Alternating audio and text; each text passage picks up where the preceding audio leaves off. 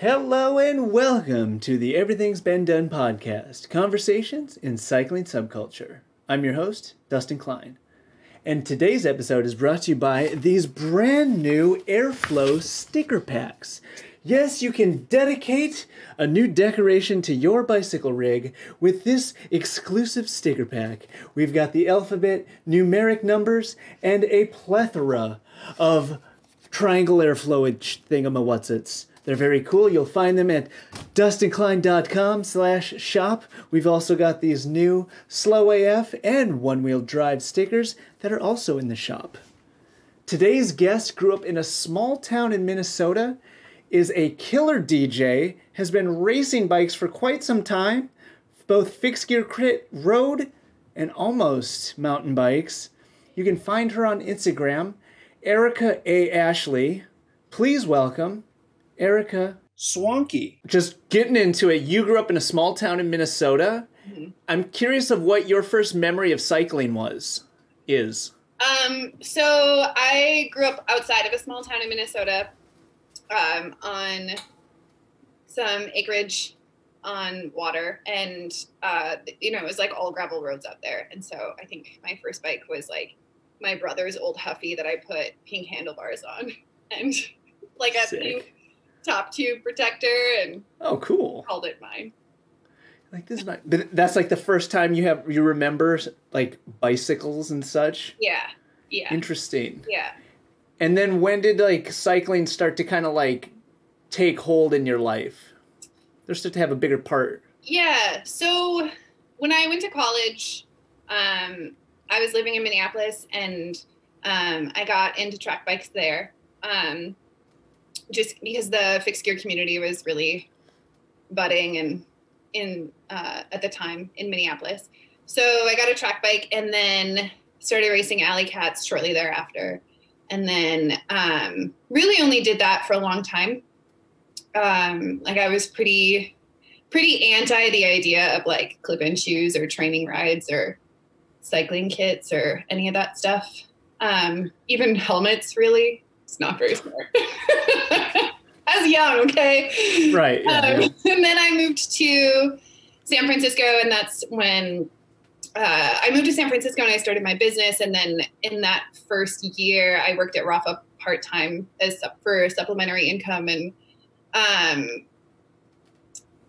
bought a road bike off of a guy on Craigslist, and started riding road, and then it just kind of went from there, I guess. When you're working at Rafa, you're so in that scene. Everyone's constantly coming in from their road ride or heading out on one or whatever. So it's like peer pressure. You're like, I have to do it. Yeah. And I mean, I had always been fairly athletic. Like I was a competitive cross country skier, and cool.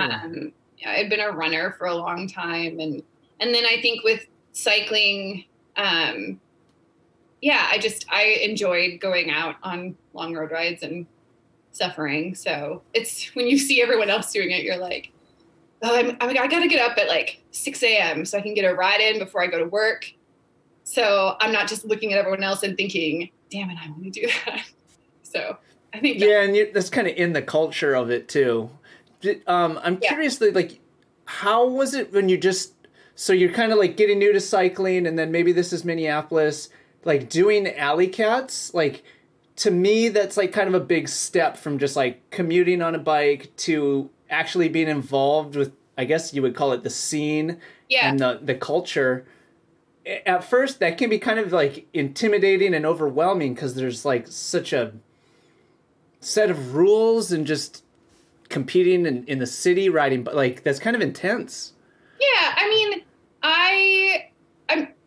I think the Minneapolis scene is pretty unique in that it's very inclusive. I think even now they were really on the forefront about focusing on WTF in dirt rides and things. And Gino, who owns One on One, which is still a bike shop, is sort of, people kind of call him the godfather of the Minneapolis cycling scene.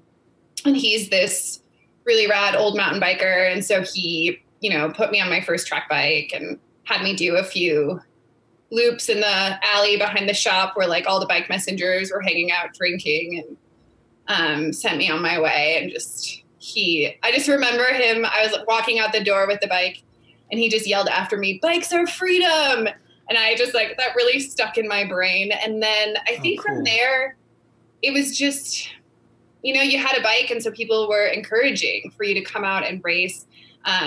There was a strong presence of women in the scene. There was at least one all women's alley cat at the time. So it wasn't, I think the really amazing thing about being there is that it wasn't very intimidating. You could really show up and race, and people were really supportive. So it wasn't scary. That's really interesting. I actually had never thought about that. Yeah. Like in San Francisco, it's fucking like, it's intense. Everyone's tough. Like it's kind of a tough love scenario. Yeah. It's not so like, come on in, everybody. Let's like. Well, I mean, it's also a little bit like Midwest versus West Coast versus East Coast. You know, we're just 100%. A little bit nicer in the middle of the country. Yes. Yeah. So that's kind of ideal, because then you can kind of get in the thing, and then when you go to like one of the coasts, you're like, oh, I'm already like, it's not new, essentially. Yeah, I mean, I went from the flatlands to San Francisco, so there were plenty of new things with climbing and descending. And how was that? I mean, descending, I think climbing was, you know, obviously like you just do it till you get better, which is true for descending too. But I think climbing is more about embracing the pain, and descending is more about embracing those little butterflies in your stomach when you're going around the corner and you're like, oh God. Yeah. It's almost the difference between control. When you're climbing, you could stop at any point and it's there. In descending, you're like, whoa, like the moment when or the first time when you realize like, oh, I don't really have control right now. I have to just see this through. Yeah. Holy fuck. That feeling is an interesting one. Yeah, interesting is one word for it. But I think honestly, well, and then because when I did finally get into racing, my focus was, you know, crits, fixed gear criteriums. And so it's not like descending was a skill you needed for that. So I think until I moved, now I live in Nevada City, California, which is in the foothills of the Sierras, and it's all climbing and descending. Like every road ride that I do is about 1,000 feet every 10 miles. So it wasn't until I moved here that I actually started riding with people who are, you know, very accomplished bike racers, that I was like, okay, I kind of have to figure this thing out now. It's not just, descending is no longer just the break I'm taking between intervals. It's actually something I need to be good at. So, that's funny. So I'd say like, maybe I would not say that I was a terribly good descender until 6 months ago. And I think I'm still like, I'm not going to say that I'm an excellent descender. I'm just much better than I was. Yeah, you've improved, that's awesome. It was one of my early COVID projects, was to try to take QOMs on some of the descents in the area. For descents? Holy shit. Which is a little dangerous. It was more fun at the beginning when we were in like true lockdown and there were no cars on the road. Totally. Than now, where we get a little overrun with tourists this time of year, and so I am much more cautious my entire ride in August than I was being in April. It's like the after Memorial Day. It's a seasonal, like hunting season. After Labor Day, I'll start descending aggressively again. There you go. That's Yeah, one of my like weird little goals was every ride that I do ends with about a 2-mile descent back down to my house. And I was like, I'm going to do this descent no-handed. And I finally did. Holy shit. It is not, it's windy, but it's not like, you never have to touch the brakes, you know? And I think that's why I was like, this is the one where I can just shift my weight. And don't do this, guys. This is dumb. I live on this road with very little traffic, and I did it during lockdown when there was even less traffic. That's when it's okay to do things like that. Also, sorry, Mom, when you listen to this. That'll be the first sorry, Mom. Hopefully we get a few more. Check. You know, it's funny, like, descending is like a confusing thing to me too. Like, I feel like no one ever really showed me how to do it. And I'm always just like... Well, recently, this guy, Kurt, who is local that I ride with, who was a U.S. pro national champ and raced for a good portion of his life. And he would just sit on my wheel and be like, this is what you're doing wrong. And I'm like, I always needed this because I never had that when I got into cycling with like those specific things. So it was really nice to have Kurt and then he was like, I'm really sorry if I mansplained. And I was like, no, this is great. Keep telling me what I'm doing wrong. Clearly I don't know. Wait, what are some like top 3 descending tips? Oh, geez. You're putting me on the spot here. Remember when I said I wasn't excellent? I think for me, like and I do this when I'm mountain biking. I do this on gravel rides. Whenever I am about to hit my brakes, the first thing I think of is, where's your weight? Like, can you just shift your weight instead of hitting the brakes? And that works well. Interesting. Someone is going to watch this and eat shit really hard. Come back and be like, Erica told me. But yeah, I think, like where you're actively putting your weight is really important. I especially think with like mountain biking and stuff, like where your weight is and where your body position is like pretty crucial. So you're thinking of it like leaning forward, leaning back into the turn? Or just like putting your weight on the outside leg and like really consciously doing it when you're, so you put it on your left leg if you're turning to the right, on the low leg when you're turning. Oh yeah, like which inside. Is like, it's funny because this is all stuff that I was doing when I would race road crits. I just never, I don't know, maybe or it wasn't as conscious. Never like switched over to like, oh, I'm still taking a corner at a high speed, so I should just really do the same thing. Yeah, they feel pretty different. Yeah. I think from flat to descending, like yeah. And I mean, part of it too is that so I've been in Nevada City since March. I went to LA for a shoot for 2 days, and I went to San Francisco for 1 day, and then I just was on the coast for a couple days. But that's like, what is that, 5 days? I've been in Nevada City all but 5 days since March. I've never spent this much time here prior to lockdown. So, because usually I'm like in SF or Los Angeles or kind of bouncing around or traveling for racing, of course. So I think part of it too is just actually learning the descents here. Oh yeah, I mean that's a big part, learning the roads. But even like at one point, I'm always asking people. Yeah. When I'm like, what is the thing? Some people will be like, don't use your brakes. I'm like, what? Some people are like, I never will forget. Willis said too, point your knee the way you want to go. And like the tendency for people is to like point their knee way out. So I used to point it like way over there. Yeah. When I should just point it like right there. I was like, oh, that's an interesting tip. That's also like a very good tip for mountain biking, to think about where your eyeballs are, where your belly button's pointing, and where your knees are pointing. Oh, interesting. But you like, steer it all together, not like. Yeah. Ah! And I think also with descending, and this is true, I think, just for cycling in general, but certainly applies for descending, is just make sure that you're looking where you want to go and not where you don't want to go. Yeah. Because that's always a bad idea. Yeah, or that can end up poorly. You're just going to end up going where you don't want to go. Which is right, yeah. You're like, oh, okay, I guess that one works. I don't know if I have another tip. I'd have to think about it. I also haven't been riding as much lately. I had a pretty gnarly crash in July and wound up in the emergency room. So. Oh, whoa. Yeah, it's been a year, man. What is do you mind telling that story? Or is it... No, it's fine. I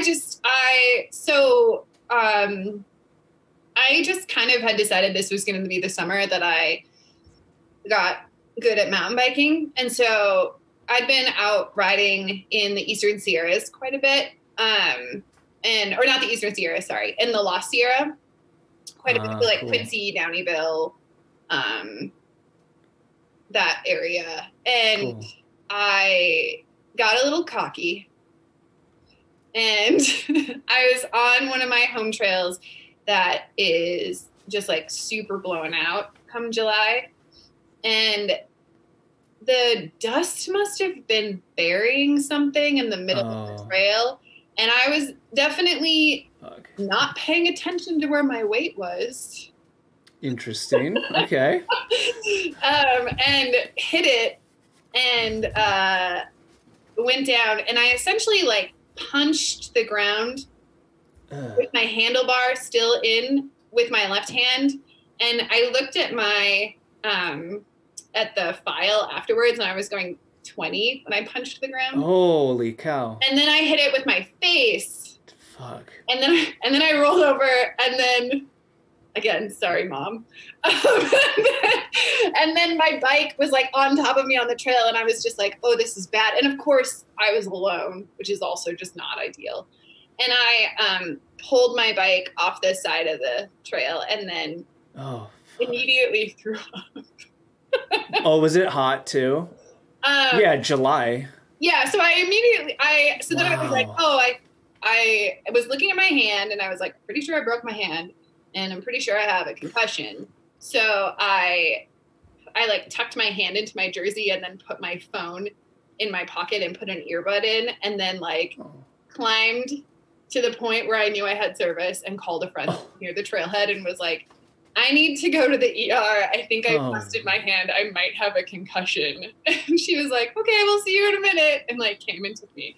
I ended up not breaking anything, but I just like did so much tendon damage to my hand that it's like, it's still really weak 2 months later. So. Damn. I don't know. We'll see what happens.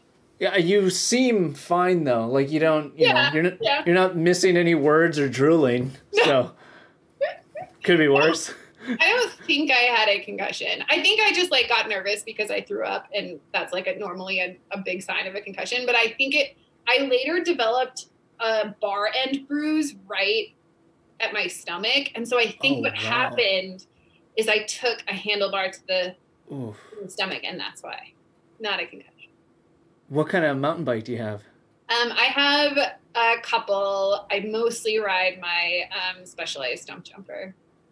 What category, what flavor of mountain bike is that? I believe that is what you call a trail bike. Okay. I was very resistant to get into mountain bikes. I was like not into it when we moved here. When I moved here, I was like, I am a roadie. That's what I'm gonna do. And interesting. All of my friends were like, get a mountain bike. And I was like, they're like, that's cool, but I was like, you have road bikes, come ride road with me. And I successfully got them to like come ride road with me for a while. And then eventually they were like, how about you just come on the mountain bike trails with your gravel bike? And I was like, okay. And then after a while I bought a mountain bike. And then, it pretty much destroyed my last season of racing, because every day that I was supposed to drive to a crit, I'd be like, I could drive 3 hours each way to race for 50 minutes, or I could just drive for 10 minutes and go mountain biking all day. That's a pretty good choice. Yeah. So, whoops. But yeah. Have you started racing mountain bikes then? Because so I was going to this year. That was my plan this year. We have a really awesome local dirt series, and then Downieville Classic, of course. Big one. And so my intention was, I had taken 2019 off of racing, and then I was like, 2020 is going to be my year, which I think a lot of people thought. Maybe it could still be your year, huh? Jokes on us, guys. Well, considering I can't ride a mountain bike right now, I don't think this is my year. Oh, really? Because your hand, it's still... Yeah, so like whenever I hit anything rocky, it's wow. like I like can't really grip a handlebar, so... Oh, man. What about like one of those... It's probably too soon. July was not that long ago. Yeah, well, the problem is that it's like a weakness issue. I just need to go in and get an MRI. I've just been putting it off. And what would that do? Show you if tendons are broken or something? Yeah, or just like give me an idea as to what's going on and what I can do to heal it. They're like, give it time and do these exercises. Yeah, the thing about rural living is that you get a lot of doctors who are like, well, if it hurts, just don't do it. You know? You're like, okay, that's $700. Thank you. You're like, now could you look at my goat? You're like, yes, I can. Yeah. He needs a shot of antibiotics. Exactly. Interesting. Since I'm already here, take a look at this goat for me. I was curious. Anyway, but with mountain biking, I was gonna race gravel and mountain bikes this year, and I did get some gravel racing in. I did 2 gravel races before COVID hit, so sick. They were great. And then fun. Yeah, and then you know, what happened. But we have a really rad women's group up here for mountain biking. A little over a year ago. It would have been like April 2019, so pretty recently. I went on a ride with 2 other women, and we were both, or the 3 of us were just kind of talking about how we only ride with dudes and it would be nice to ride with women. And so we started a group text and we just started adding every woman who owned a mountain bike that we knew. And cool. Now it's, I think there's like 60 people on the group text. Dude, that gets noisy. Well, it's on WhatsApp, which is nice because you can mute it. And that's awesome. People are really good about just being like, I'm going to be at the market at 4. Let me know. Sick. And then people who can go will be like in. And then it's kind of quiet until the next ride. So it's not super noisy, but it's also really nice because, again, like group rides are a little bit different this year. You kind of have your little posse that you ride with. But, I mean, last summer, I think I probably was riding 2 to 3 times a week with people from the group text. So it was it was just really easy to get out with the women. And we all got so much better because of it. Because I think with mountain biking, it's tough if you go and then all of your friends, at least this is my experience, and it seems like a lot of people's experience, is that all your friends are so good. And you're not, for me, I like to see what lines you're taking. I like to see what your body position is and then kind of follow those lines and, whatever. And I feel like that was really good for me for learning. And so getting to ride with people who were just a little bit better than I was, as opposed to like so much better that I lost them at the top of the trailhead, really helped. And then we all just kind of pushed each other because of that. And everyone, it's amazing because there was not a competitive vibe, but I am almost certain that if you ask anyone who is really engaged in the almost daily rides from that group text, that everyone got better. So it was pretty cool. Yeah. That's awesome. Yeah. How often, I guess, well, what I want to ask is how often are you riding now? But now is like sort of not real? Yeah, well, I am still riding. I'm still riding road quite a bit because you don't hit a lot of rocky surfaces on the road. Right. And then, we had a pretty decent sized fire about a week ago. And so that kind of put all the roads I usually ride in an evacuation zone. So obviously I was not trying to like cruise on out over there and get into my fire truck. So, but I would say like I still probably ride 5 to 6 days a week, which has been nice. Oh, wow. Yeah. Do you know how many hours that turns into? It depends upon how much other stuff I have going on in my life, but I would say like for the most part I ride 12 to 16 hours a week. Oh, that's pretty dedicated. Yeah, I think one, it's a big part of my social life. Awesome. And so a lot of my friends, that's just what we do, is we go mountain biking or road riding or gravel or whatever. That's been my sort of like gentle push to a lot of the women on the mountain bike group, is I'm like, buy gravel bikes. And then we can go do super long days. So wait, is that because of your hand, or that's like you prefer that? Like, I'm just like, oh, you already are like kind of down this all-encompassing path of cycling. Let me just like push you a little further. Okay, so this is an interesting area that I'm also at the precipice of this weird point. Yeah. Of like, so why wouldn't you just do like a longer day on the mountain bike? Well, like an endurance.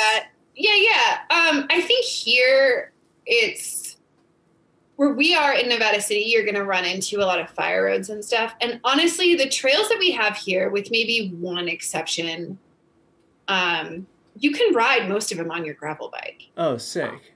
Obviously, single track is more fun on your mountain bike, but you can ride them on a gravel bike. And so most of my gravel loops are, like fire roads and single track, but like more mellow single track. So I just think that it's a more fun way to go experience those long days. But yeah, like what is it is it the way that it feels to push for longer, or has more of like that roadness to it? Because road riding has this, like, I always describe it as like this edge that you can kind of like lean into and just do that for infinity. Yeah. With as far as like exertion, while I don't know shit about mountain biking, but mountain biking is more of this like on off. So it's not. It's like it's a much different type of experience. Yeah. Physically outputting. I think. Well, it's funny because here, if you want to go do a big day of mountain biking, you just go to Downeyville and you can go do a pretty big day of mountain biking. And obviously, most likely you'll shuttle part of it. And so you're going to descend more than you climb. But, I mean, those days are really fun too, where you're out there for 4 hours on a mountain bike. And I think the really fun thing about places like Downeyville or Mills Peak is another really good loop, where you climb this really beautiful fire road up to this lookout, and it's gorgeous. And then you descend this super rocky single track all the way back down to town. And, that's like a 3-4 hour loop. Mountain bike? Yeah. Have you done that Do not take a gravel bike. It's like it hits a point where you're like, you can do it, but it just is so not the experience. It sucks. I like to be able to feel my wrists and my hands and, my butt at the end of a ride. And I don't think that will be your experience if you rode that particular trail. Plus, I think mountain bikers would come up next to you and be like, what are you doing? Right. Yeah. But so I think here there is a lot of mountain bike experiences where, especially at Downeyville, where you're just like, I have been descending for over an hour. This is amazing. Whoa. Yeah. But I lean with you towards like a little bit more endurance, like descending for an hour. Whatever. Like, it sounds kind of cool, but that doesn't sell it. I haven't ever tried to put words to it, but it's kind of like, I think it's the same thing that I really like about cross-country skiing, as opposed to downhill skiing, right? Because when I tell people I'm a skier, they're like, oh, let's go out to the lifts or whatever. I don't know. Clearly, wherever they go, do their stick sliding. Although I think backcountry is maybe something I would get into this winter. I feel like maybe this is the winter that I get into backcountry. But anyway, so there is something about that like repetitive kind of meditative lull that you can get into on a long road or a long gravel ride. And honestly, I think the reason that I push some of the women here more towards gravel is just, I do think living where we live, like some people are sort of like, I'm sorry, you ride your bike on what road? Because it seems terrifying if you've never done it before to like ride your bike on a road where the speed limit is 45 miles an hour, you know, and there's cars. Like road riding. Yeah. So I think that's why, like, I feel like gravel is just a little bit more accessible if you're used to trail riding. But interesting. Yeah, I'm like on this edge of like just about getting like a cross country mountain bike. Yeah. Which is like the gravel bike of mountain bikes. Yeah. So that's what I got when I first got a mountain bike. Is I got a Cyclist Epic. And all of my friends were like, why did you buy that bike? And I'm like, you know, they're like, you need a trail bike. And for here we are, cross-country bike is great. And yes, like as soon as I got my stump jumper, I was like, what have I been doing? But oh, really? Well, but it depends on what you want to do. Because for me, there's very few trails here that I wouldn't just go take my gravel bike on. So, okay, but then why not just take like the cross-country bike on that? I do that too sometimes. Is it too similar, or is it not enough difference? I think, man, you know what? I never think about it this much. It's more just like, I finished that last cup of coffee and I'm like, what bike do I want to ride today? That one. All right, here we go. But why do you choose the bike that you choose?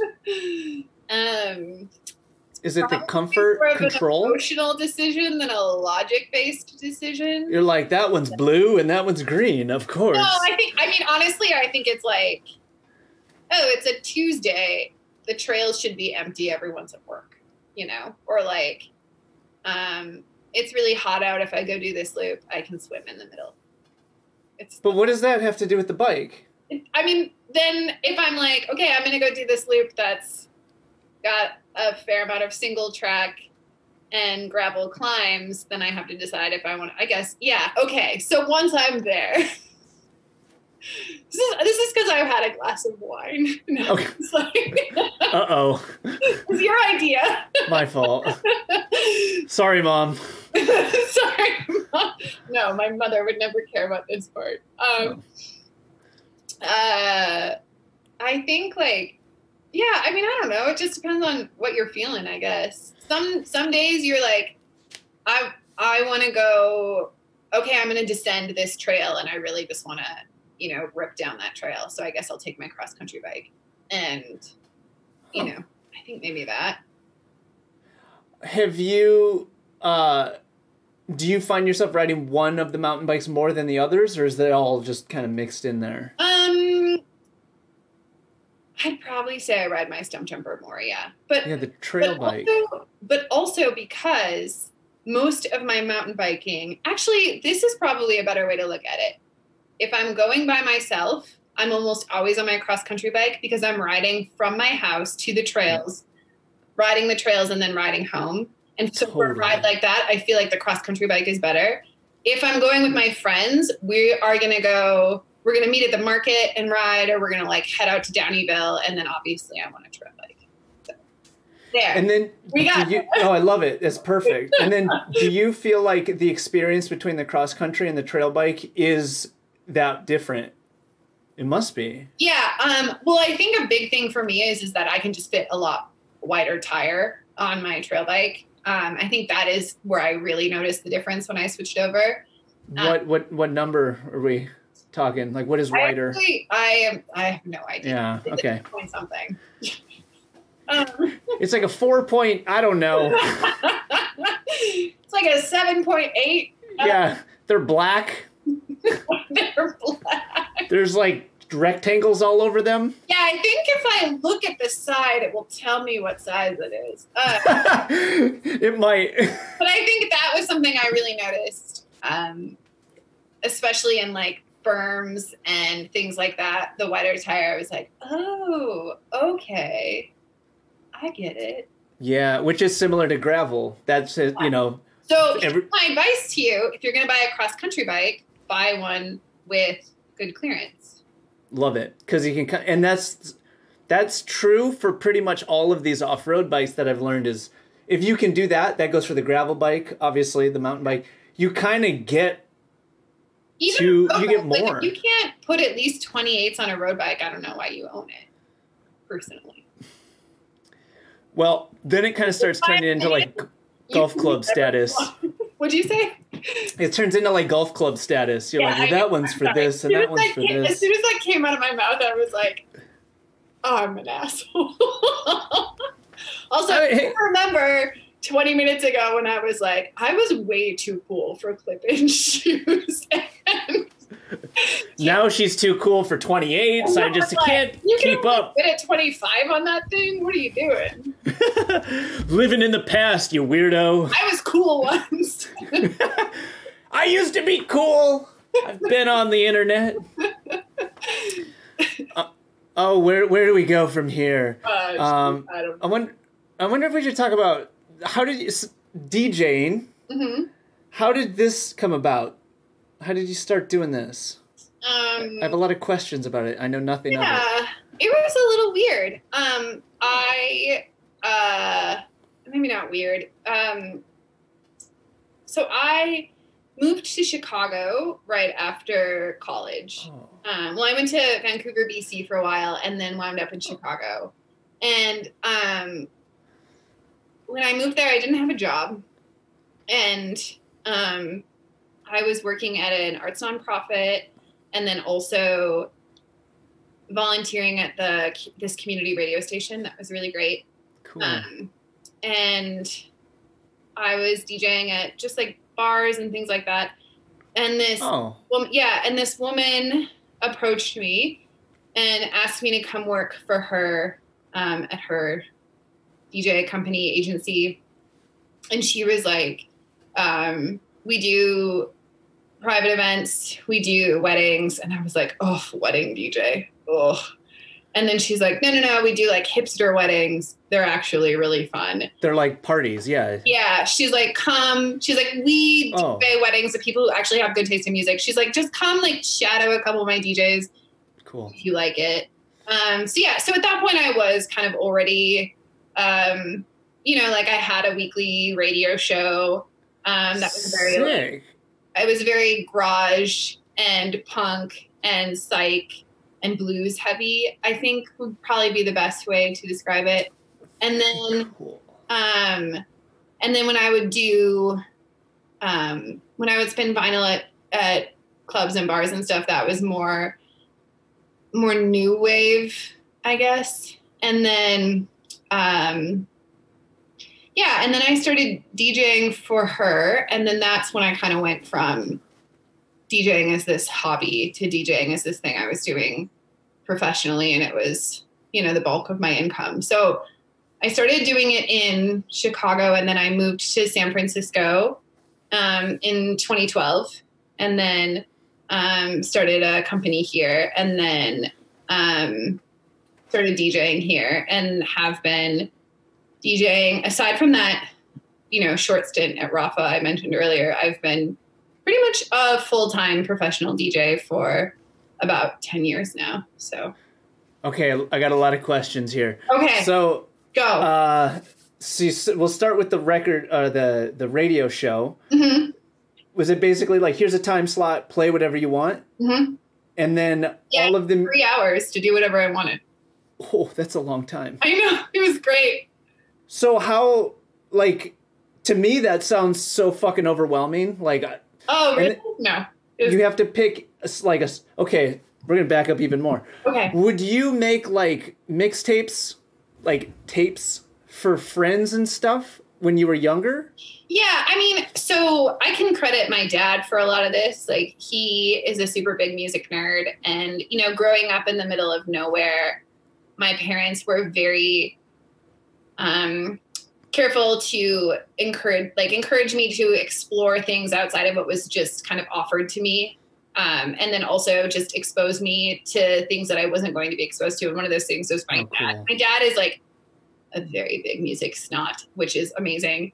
And he was, when I was growing up, he was making sure that I was hearing lots of different types of music and good music at that. And so I think that was part of it. His record collection is insane. It is so big.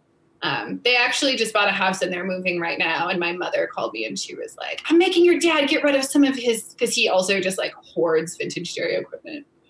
Oh, equipment too. Oh my God. And, like, I'm making him get rid of some. And I was like, yeah, just ship it to California. I got room in the garage.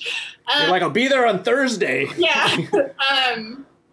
But so that was a big part of it. And then I think just because of that, and that was something that I always did with my dad. I mean, I started going to shows with my dad when I was 14 and all through college, really. What was the first show he took you to? Oh, I should know this. I think the first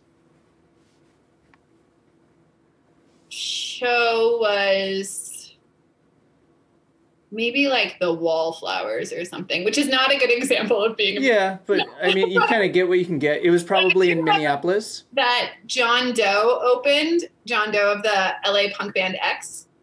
Oh. And on the car ride home, my dad sort of explained to me, like, essentially because when you're, 14 or whatever, you don't really understand. I mean, you do to a certain extent, but I don't think that you really truly think about music as the art form, And I think for him, he was sort of like, let's talk about the show and like what, like what that guy was doing and all of that. Cool. So I think it was that obviously like kind of laid the groundwork for me to become more interested in music. But I have seen Sonic Youth with my dad. I've seen, the Flaming Lips with my dad. I've seen Neil Young. I've seen the Walkmen, Broken Social Scene, Modest Mouse, like all these bands that were like, really popular, especially when I was in college. And I would tell him I wanted to go to a show and he would get us put on the list and we would go. And it felt very cool when like all of my college friends were like, that show sold out. And I was like, yeah, my dad got us on the list. Wait, so does your dad work in the music industry in some capacity? He also had a radio show. Oh, wow. Yeah. And so the radio station that he DJ'd at would often have tickets available to stuff. And at the time I was going to college in Minneapolis and, they were living like a couple hours from it, but he would just like take the Minneapolis shows and then drive down and we'd go together.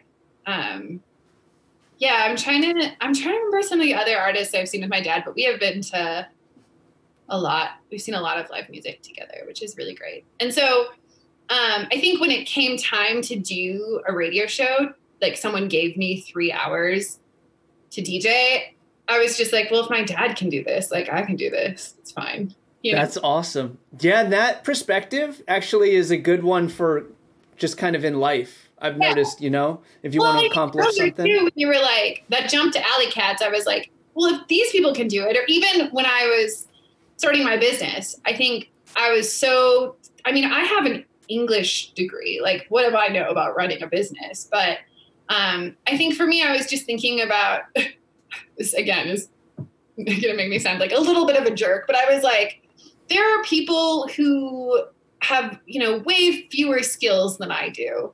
And they are successfully running businesses. So who's to say that I can't do it? That's great. Yeah. Yeah. I try to apply that attitude to things. Well, it's basically the opposite of holding yourself back. Yeah. You're kind of like using that. You could use this power for good or evil. And you're just like, well, if I shift the perspective this way from like, who am I can't do shit, to like, well, if they can do it, I could probably do it. Yeah. Like it does stand over my head though. Like the house that I'm sitting in right now, I bought by myself.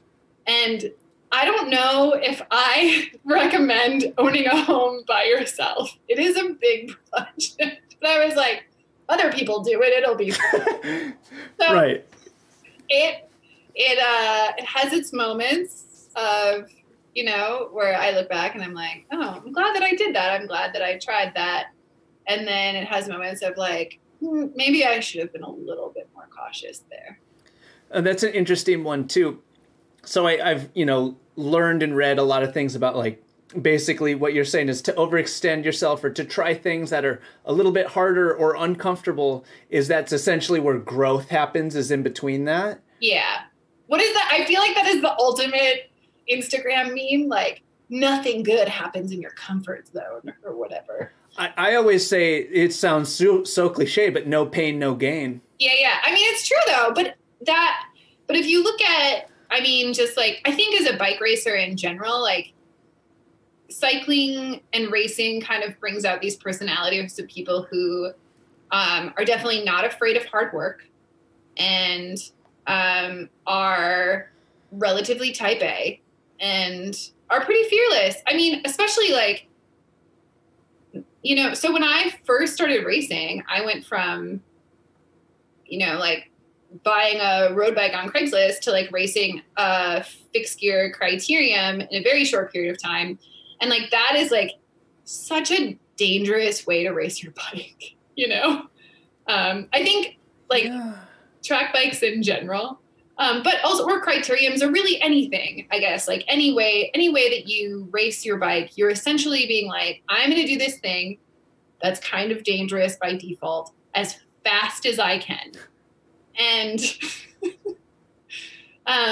yeah, you have to just have that kind of, if this person can do it, I can do it attitude to succeed in that, I think, personally.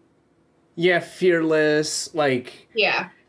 But also, I agree, you know, there is a certain amount of danger. Yeah. And maybe for other people, it's like more a purely competitive drive, which like, obviously there's that too. But I think for me, part of it too is just like, I just want to see if I can do this, you know? Oh, I like that. Yeah. Interesting. And then, okay. Okay, wait, more DJ questions. Okay. So, sorry. How, like, you got to do a fucking 3-hour chunk. This could be, now I start thinking, you know, you can tailor it to different. So I would play a certain amount of new music every set. But how do you know all the songs? Because you only get to pick one song from each thing. Like, I listen to a lot of music. I spend a lot of time listening to music. So still to this day. Yeah. And I think especially then when I was DJing a ton, when I had a radio show and I had, you know, like a few nights a month at bars and I was doing private events as well, my brain kind of enters this space when I'm DJing that much where every time I hear a song, I think about how I could play it, what I could mix it into or out of, like, would it be good for the radio show? Would it be good for this event I have coming up? You know, like where exactly would I kind of fit this song into the soundscape of all my various gigs? And then, so you, sorry, go ahead. No. What were you going to say? Do you think of all the songs as like it's like a big piece that you like weave with all these little chunks? Oh, you mean like, do I think of a set as kind of one? Yeah, made out of a lot of little ones. Yeah, I don't know if I think of it as like, I definitely have kind of a progression that I stick to. I think my radio show, for example, I started at 9 a.m. and I ended at noon. So when I went in, it was more kind of like psych ethereal stuff. And then if there was anything that was like a little bit more like punch you in the face punk rock, I was definitely going to save that for the last hour of the set. How courteous. It sounds professional to do that instead of like, whoa, it's fucking everything. Who cares? But I think for me, like, and as a creative, maybe you can relate to this, is I think you're always trying to balance and less so with my radio show, but more so when I'm live DJing, you're always trying to balance what your vision is with what you think people are going to receive in the way that you want them to, you know? Yeah, and that's one thing, DJ, do you have to play to the audience? Because it's like it's in a live thing, right? Yeah. So is it changing through the time that you're doing it? You mean like, what do you mean by changing? So maybe we'll think about in like a live scenario. Mm-hmm. Do you have like the whole thing kind of pictured in your head beforehand, or are you just starting with this stuff and then kind of like reading the room and then shifting over here and over there? Yeah, it really depends on the gig. If I'm trying to get people to dance, I pull a ton of music that I want to play, way more than I need. Yep, great. Just kind of put it in a crate, and I'm like, this is where I'm going to start. This is where I want to end. I definitely want to hit X, Y, and Z, and then I'll kind of just feel it out to see how I get there. Because sometimes, and I like to pull everything from safe stuff that I know is going to work, to like a little bit wild stuff, because sometimes you're DJing something and people are just ready to get rowdy, or, you know, all of a sudden you look out and realize a ton of people took Molly, and so you can get a little bit more weird, you know? It's all like, it's a little, every gig is a little different. That's great though, because if don't do drugs, do drugs. Sorry, Mom. But I think, you know, for the radio show is just kind of what I talked about. But that was usually, I usually went in there with a pretty solid idea about what I was going to play for the 3 hours. The only real changes I would make, and I always tried to focus, you know, Chicago is a very music-rich city, so I always tried to focus a fair amount on local artists as well. Oh, cool. If someone had a show coming up that I was going to go to, I would make sure to play something by them and mention where the show was. That's awesome. Yeah. And then, you know, a lot of times too, it was like, oh, I just saw this person live, and this particular song that they played live is still really burning in my brain, so I'm going to play that. But I would go in, and then I'd also see whatever new stuff was in the studio, and potentially add some of that to my set. But for the most part, you know, every now and then there would be something where I had been DJing all weekend and my show was on Monday mornings at 9 a.m. And I would come on and put like Marquee Moon by Television on, which is like a 9-minute song, and just kind of like run around the studio and pull a bunch of CDs and be like, this will be fine. This is right. Yeah. You know? But for the most part, it was like pretty well thought out. And then what kind of a scenario are you, okay, wait, maybe, are you making playlists kind of all the time in your head just for your life? Yeah, I think, so it's been really interesting. So prior to COVID, you know, a lot of the DJing that I was doing was was client focused, is probably a good way to say it. So it's been really, the one really nice thing about taking a break from any client focused DJing, I've done some music curation during this time. So obviously that is still client focused work, but I'm remembering what sounds I like and what sounds excite me and what I like to listen to. And so I've probably made more personal playlists during COVID than I had like in the 2 years prior. And part of it too is just having more time to ride, and I like a good riding playlist. So. Oh, that's cool. Yeah.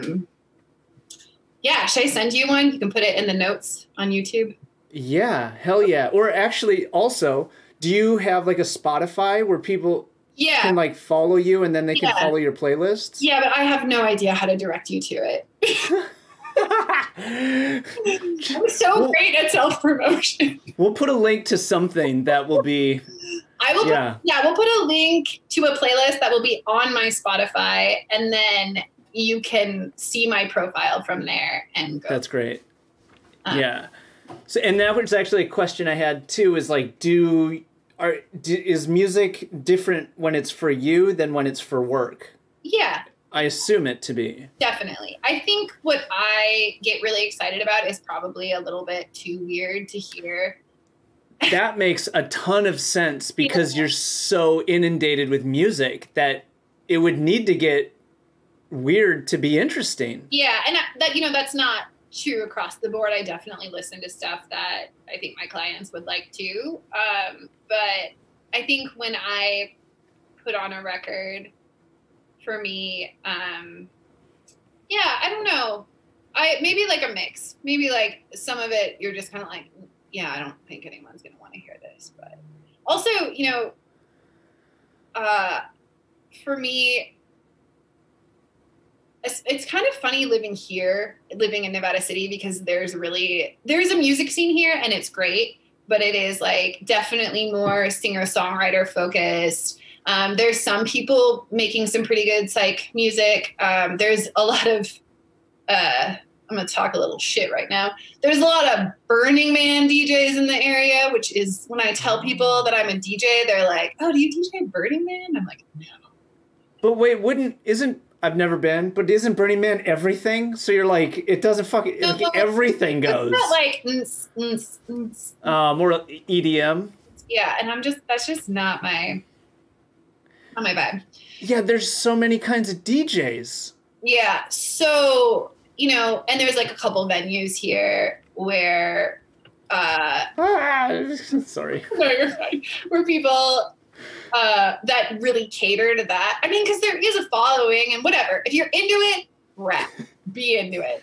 But where I was going with this is, I think before moving up here, so much of the music that I chose to see live, or was listening to, or was engaging with, or when I look back at like any involvement in music communities that I've had, it's definitely been more like garage, punk, noise, interesting, metal focused, and like that, like it's really good when you just want to put a record on. But there's and when I had a radio show, it was all very focused on that sound. But there's not a lot of people who want to hear it at their weddings. That's not entirely true. I've definitely DJ'd a few weddings where people are like, yeah, I'm going to walk down the aisle to the Descendants. And I was like, yes.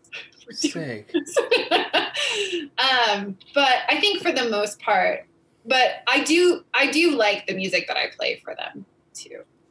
I love Robin, and Lizzo and all that stuff. A lot of icona pop, a lot of the pop music I love. I mean, Prince is probably one of my most favorite recording artists, and everybody loves and knows Prince. So, are you spending a lot of time? I got a few questions. Okay. Listening to new music, and then when you listen to music, are you listening to songs or full albums? Good question. I lately have been listening to more new music than I had prior to this. And I think, or I guess a better way to say that is, I had been listening to new music before, but with more thinking about what my clients wanted to hear, especially with corporate events, things like that, and less about getting excited about new records. But that's something that I've been making a larger effort to do. I have one playlist that's it's called, I don't remember what it's called exactly. It's called something like Listening Now, where I usually just drop entire albums in that I'm listening to currently. And sometimes there's some older stuff in there that I'm rediscovering or discovering for the first time. But I tend to listen to entire albums.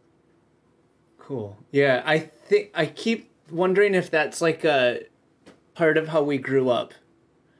Because that's how we were introduced to music. Yeah, and I mean, I have a record player, and I love putting on, an LP, and but even when I'm driving somewhere, although I will say that I think when I'm riding, I almost never listen to full albums. It's always a playlist. Oh. But when I'm home or when I'm driving, it's pretty much always albums. And then always music. Do you always have music on? Yeah, or a podcast, pretty much. Totally. Yeah. Oh, okay. So there's something that I've noticed that happens when, like, say there's a band that you really like and they have a new album come out. Yeah. And there's like a gestation period. Yeah. Like the first listen. I love it. Yeah. Maybe you can explain that. No, I think it's funny because everyone experiences music in such a different way. And I think that's one of the really wonderful things about music is it serves a lot of different purposes. And people, I think a song that can really make you feel something, whether it's love or makes you feel super uncomfortable or whatever, is to me successful music. Even if you hear it and you're just like repulsed by it, it's like it still evoked some sort of response in you.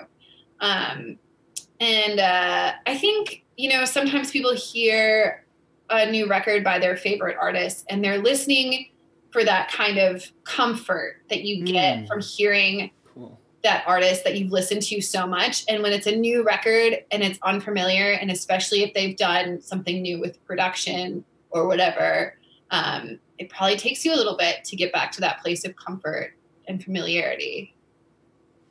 Or yeah, because we're all changing all the time. So like, of course it's going to be new and different. Yeah. So it's just kind of weird when it's, yeah, and I started thinking about it. Feel that way, right? As a visual artist, like the work that you're making now is not, I would assume, is developed from the work you were making 5 years ago. Yeah, right. Like it's always building on itself. Right. Yeah, and I think any musician is doing the same thing. Yeah, I think there are some bands where my favorite record of theirs has already been released, you know, and whatever they put out now, I'm still going to listen to. And then there are bands where I listen to their record and I hear kind of little bits of a certain sound. And then I hear they have a new record. And I'm like, oh, I wonder where they went with it, because the last record had a little bit of this and a little bit of that. And, you know, and then it's kind of exciting to listen to it for the first time. But yeah, I don't know. Does that answer your question? Just a little windy. Wait, when you listen to music, do you ever listen to it with just headphones and just fucking like just listen to the music? Or are you kind of doing stuff? I probably not with headphones. I have some speakers I really love in my living room right now. And I think everything sounds great through them. So right. So, I mean, that's probably we'll put music on and then, you know, sit and listen to a record for sure. Really? Yeah. Oh yeah. Recently I've learned that my speakers are positioned really well, that if I open the windows in my living room and sit on my front steps, it's like acoustically really nice. Oh, that's sick. That's been a thing lately. So you're just like always sitting on your front step, and the people are like, she's sitting on her step again. Fucking weirdo. No one can see me sitting on my front step because I live in the woods. So that's fucking cool too. You got all the answers. But I mean, if they did, whatever, they could. Right. Weird. But yeah, I would say, I think it's, again, like that is something that has been really nice about this time where everything is slowed down is, you know, I think DJing and then, all the things that I was doing, racing and working on my house, and all the traveling from, because mostly when I DJ'd, I did a little bit here, but it was a lot in San Francisco or Los Angeles or Mexico or, you know, wherever. Wow. And so, between that and all the travel that you do for racing, I mean, especially when I was racing Red Hooks and we were, you know, it was lots of international travel or just fixed year criteriums in general. Wow. I think there just never really felt like there was the time, unless I was on an airplane, to like really truly listen to music. And that has been something that I've really enjoyed about this time, is just feeling like I have this time to kind of reconnect with a lot of things that I love that sort of were shrunk down and fit into my life in the way that they could be. And now it's kind of like I can just kind of put on a record or like go on a long road ride or do whatever and not feel like I'm just staying on the hamster wheel. So. Yeah. Slowing down is kind of how I read that. Yeah, it's been nice. And then obviously whenever I'm working on my house, I've been renovating my house since I bought it. You know, I'll put music on for that. I think that's a really great time to listen to an album the whole way through. So. But those times I found that like a new album in that scenario, I've discovered that it totally does a disservice to the album for me, because you get used to like the overarching like beat breakdown, da da da, or whatever, like the the very surface level of it, and you don't get the body of it or the soul of it. Yeah, it's kind of passive listening versus active listening, right? There you go. Yeah. So, but you can get tired of it from passively listening and just never get into the active. Yeah, but then it's really interesting because then you can come back to that same record 2-3 years later and listen to it really for the first time, and you're like, oh wow, I really didn't give this one the time it deserved. So that is the really nice thing about music is like, aside from your lifespan, there's really no limit as to time as to like when you discover it, because once it's out there, it's out there. What do you mean? No limit to your lifespan? Like no, the amount of time you have to discover music. It's not like someone puts an album out and you only have a year to listen to it. Oh, yeah, it's not ephemeral. Yes. It's foreverable. Forever. I don't know the word for that. You know what I mean? It's like archival. You don't make it to that gallery show, you probably don't get to see that art or whatever. With music, it's especially now with Spotify and Apple Music. Yeah. I mean, you can discover and music podcasts and do you know any good music podcasts? Yesterday when I was driving home, I listened to I actually had never listened to their radio before, but Aquarium Drunkard is a good one. They do a podcast, they interview artists, and they have I think it's just called like Klein Drunkard Radio or something. And I listened to the playlist they had made yesterday when I was driving home, which was great because it was lots of garage and psych and that kind of indie stuff. And then I still try to listen to things like New Music Friday from NPR. Because I think because of the line of work I'm in, it's important to stay knowledgeable in all types of music. So those are a couple of the music podcasts I listen to. Yeah. And then I'm sure you've listened to All Songs Considered? Oh, yes. Yeah. So New Music Friday is part of All Songs Considered. That's what I thought. Yeah. They do a phenomenal job. Like, yeah. I'm always like, I don't know if they're going to, and I'm like, okay, they're obviously way smarter than me because I personally feel as though they could diversify their voices that are critiquing the music a little bit, but other than that, I definitely really like all Songs Considered, and the Tiny Desk concert series is really excellent. Yeah, those are cool. Especially they've been doing the Tiny Desks from home. This musician whose name I'm blanking on right now, which is sad because you should all go check this out.